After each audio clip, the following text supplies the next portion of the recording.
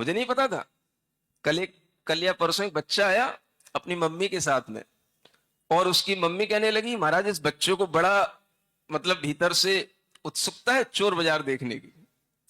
तो मैंने कहा बड़ी सिंपल सी चीज है, यहीं पर रुक जा, शनिवार की शाम को यहीं सो जा, सुबह सुबह चोर बाजार देख लेना। मतलब बच्चों को भी चोर बाजार देखने में उत्सुकता रहती है। तो कहने का मतलब यह है कि ये सब उत्सुकताएं हमारे अंदर आती हैं, लेकिन उस बच्चे को भी अगर ये सुनाया जाए कि देखो भावों में विचारों में प्राथमिकता किसकी लाना, हा? पहले हमें भगवान के दर्शन करने की प्राथमिकता हो, भगवान का पूजन करने की प्राथमिकता हो। अरे पहले हमें चोर देखना कि साहूकार देखना है?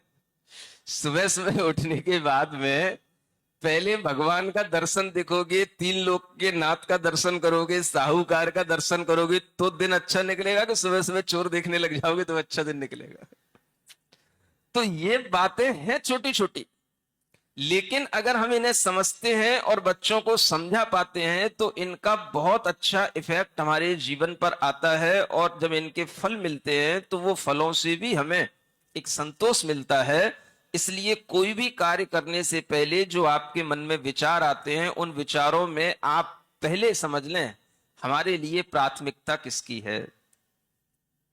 लाल मंदिर में रुकना है सुबह भगवान के दर्शन करने की प्राथमिकता से या सुबह चोर बाजार देखने की प्राथमिकता से?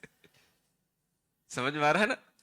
तो जिस तरह के आपके विचार होंगे फल आपको उसी के अनुरूप मिलेगा। इससे नहीं मिलेगा कि आप कहां पर हैं।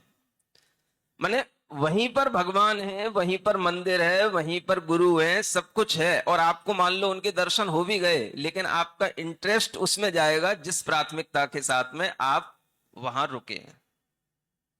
समझ आ रहा है? तो फल तो आपके इंटरेस्ट के माफिक मिलेगा।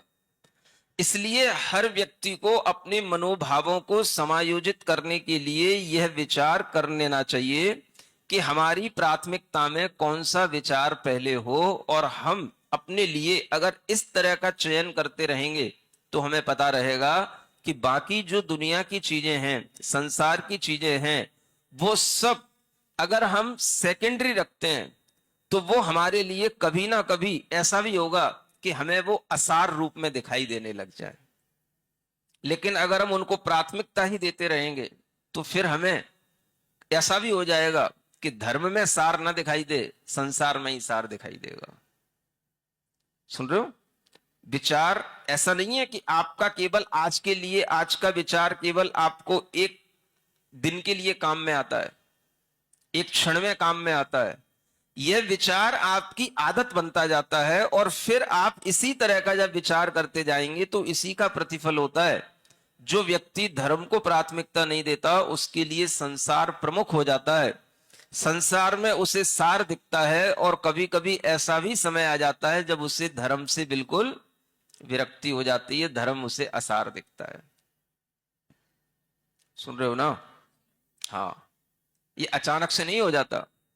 ये जो हमारे विचारों में जो चलता रहता है ऊपर नीचे, इसी से होता है। इसलिए ये एक आदत बनाना सीख लो, अपने विचारों को मैनेज करना सीख लो कि हम किसको प्राथमिकता देकर के घर से बाहर निकल रहे हैं। क्या सुना? हाँ, आज ये बात इसलिए कह रहा हूं क्योंकि जो भी लोग शनिवार